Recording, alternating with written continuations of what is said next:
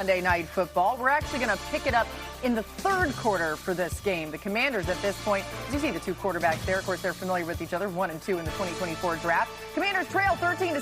Jaden Daniels getting back in it, connecting with a wide open Luke McCaffrey for 6 points. Commanders leading 17-16. Early fourth quarter, same score, 1-point game, and Daniels to Zach Ertz, Dan. Yeah, Zach Ertz really came on for their pass game. Obviously, no Terry McLaurin. You saw Jaden Daniels consistently looking for Ertz in critical moments. Ensuing Bears drive, Caleb Williams finds DeAndre Swift. DeAndre Swift in this Bears run game finally got going last night. 3rd and 5. I love the little subtle motion. You're using the leverage of the defender to essentially pick himself, get the ball to a playmaker in space. He does the rest. Now the Bears only trail by 2. Late fourth quarter, Commanders with the ball, same score, and Daniels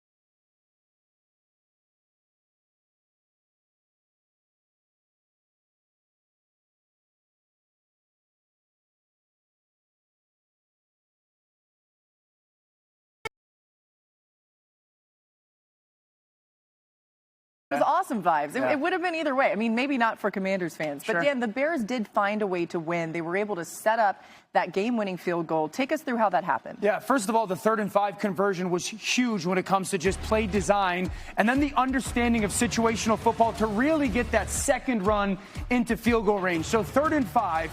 You want to give yourself the best chance for success. So Chicago comes out, and we see it all the time, 1, 2, 3, 4.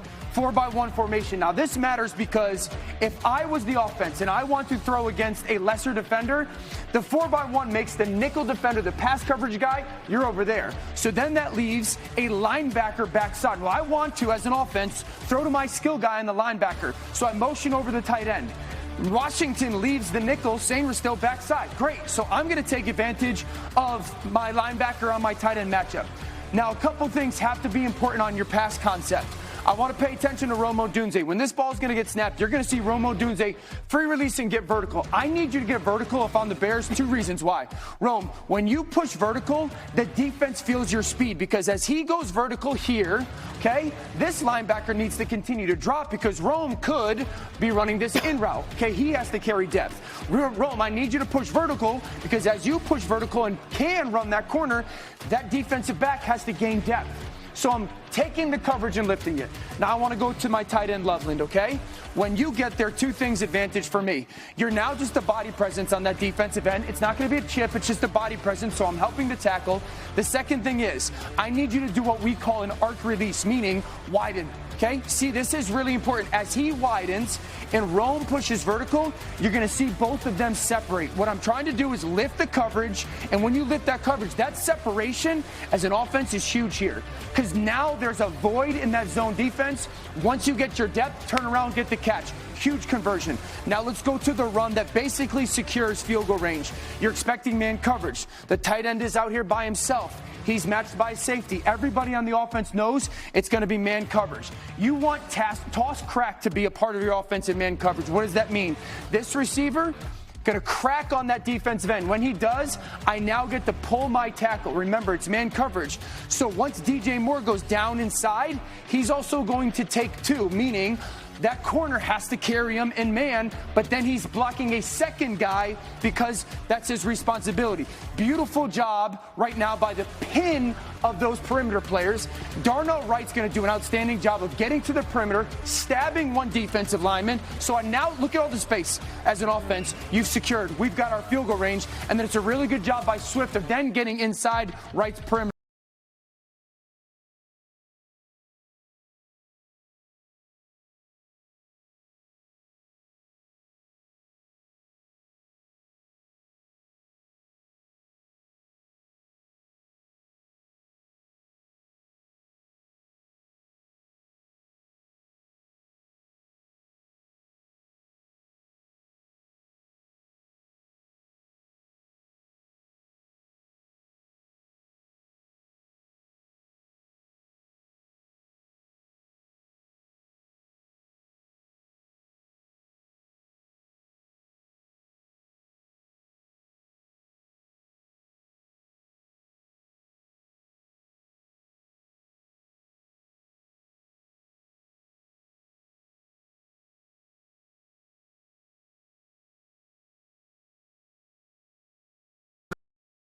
the offensive line had cohered because, you know, in outside zone, you got to move together as a unit and move with athleticism and speed. And Dan, like, they were extraordinary, particularly when they ran to right side on the right side. On top of that, and you highlighted this when you pointed out the final play, the toss crack, the perimeter players, again, Detroit-like, throwing blocks there, clearing lanes for the back. And the other thing I'll note is, again, similar to Detroit, you could feel the backers, the Washington Commanders backers, fearful of play action over the middle of the field, so they were almost hesitant at times to play the run too quickly. These are all things we've seen the Lions do over the last few years forever. This is the first time I felt like watching Chicago. We were seeing it with the Bears as well. And I think it's interesting they had the early season bye and that they went into it with 2 straight victories. So you get into the bye week and you can make those adjustments. People are feeling good about where they stand because they won 2 in a row heading into the bye, and they can build on it. You go back to the offseason and training camp when Ben Johnson was installing his program in Chicago. We heard this many times from a lot of different people. He was hard on them. He was hard on Caleb Williams. He was hard on the team during practices. And I think one of the things that came out of that was an understanding that, hey, we're all going through something tough together. And now you have guys that are playing with a level of confidence. Caleb Williams, you know, last year he's running around making hero plays. Last night, he's, 3rd and 5, I'm going to get 7. I think what's really interesting about this is Caleb Williams having the confidence to operate within the offense, an offense being built to maximize his strength and give him that confidence. And I think that's what you're seeing playing out. Not that there won't continue to be ups and downs, but I think you're seeing the fruits of Ben Johnson's offseason. Yeah, there were mistakes throughout this game, right? But even just being on the sideline watching them, Caleb Williams had this intensity about him the entire time. It was like no matter what it was going to take, they just felt like they weren't going to be denied. They were on the road. It was a crazy environment. Credit to the Bears for getting that done. All right, we're just getting started here on NFL Live. Jerry Jones wasn't happy after Sunday's loss, but he says there's a bright side. Find out what's got Jerry looking at the glass half full. Plus, the Steelers are preparing to take on the Bengals this Thursday night, but it's the Browns getting the side eye from Mike Tomlin after their latest move. You don't want to miss what he had to say.